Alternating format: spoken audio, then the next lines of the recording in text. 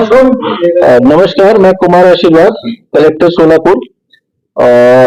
29 नवंबर 2024 को मार्चरेस तालुका के मारकरवाड़ी गांव में वहां के गांव के कुछ नागरिकों ने टेस्ट वोट एग्जिट पोल करने का एक निर्णय लिया था। उन्होंने निवेदन किया था, उसको हमने नकारा है। और जिन्होंने वहां पे 144 का CRPC 144 और भारतीय न्याय संहिता का 163 का आदेश लागू किया गया, कर्फ्यू लागू किया गया, उसका उल्लंघन जहां पे हुआ उसमें 89 लोगों पे FIR भी दाखिल हुआ है। कुछ लोगों ने EVM पे संभ्रम एक निर्माण करने की कोशिश की है। EVM के बारे में मैं थोड़े कम शब्दों में उसका एक क्लैरिटी दे देता हूँ कि EVM में कितने ज्यादा सेफगार्ड्स हैं। EVM का सबसे पहले फर्स्ट लेवल चेकिंग होता है जो अगस्त के महीने में होता है। उस समय भी सारे जो राजकीय पक्ष है उनके प्रतिनिधि के सामने वो होता है। उसके बाद कमिश्निंग होती है। अच्छा, FLC में हम हर मशीन पे 6 वोट देते हैं, हर कैंडिडेट को 96 वोट दिए जाते हैं हर BU पे, और उनके सामने दिए जाते हैं, राजकीय पक्ष के प्रतिनिधि के सामने दिए जाते हैं। उनका साइन हम लेते हैं और वीडियो में भी हमारे पास है। फिर कमिश्निंग होती है। कमिश्निंग में अगेन हम हर मशीन पे 1 वोट देते हैं और 5% मशीन पे 1000 वोट देते हैं। वो भी राजकीय पक्ष के प्रतिनिधि के सामने होती है। उन्हें हम प्रोत्साहित करते हैं कि आप खुद बटन दबा के वोट दीजिए और देखिए कि सब सही से आ रहा है कि नहीं। जिस दिन एक्चुअल पोल होता है, पोलिंग डे के दिन, हम लोग एक मॉक पोल करते हैं। 50 वोट दिए जाते हैं और वो भी पोलिंग एजेंट के सामने, जो राजकीय पक्ष के प्रतिनिधि है, पोलिंग एजेंट, उनके सामने ये प्रक्रिया की जाती है। और मारकरवाड़ी में 3 बूथ है, बूथ नंबर 96, 97, 98। वहां पे जिन लोगों ने आक्षेप लिया है, जिस उम्मीदवार ने आक्षेप लिया है, उनके भी प्रतिनिधि थे। उन्होंने भी मॉक पोल सर्टिफिकेट पे उनका साइन है कि मॉक पोल में जिस आदमी को वोट दिया गया उतने ही वोट आए थे।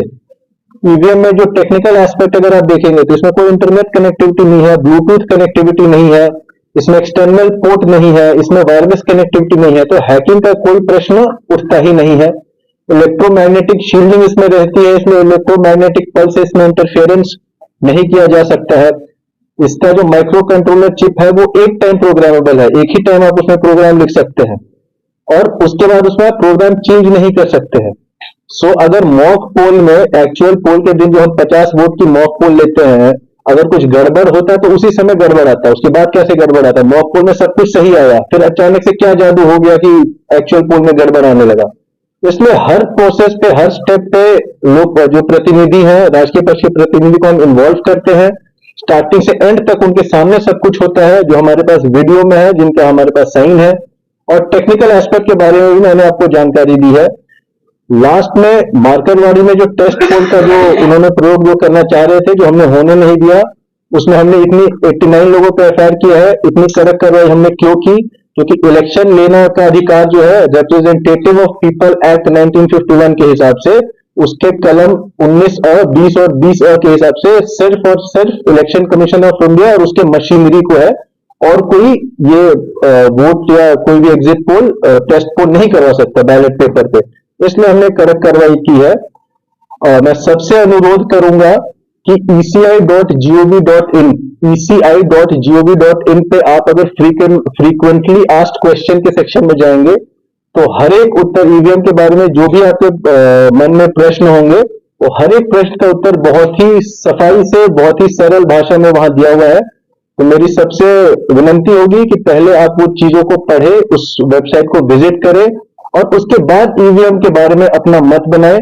किसी भी गलत अफवाह का शिकार ना हो।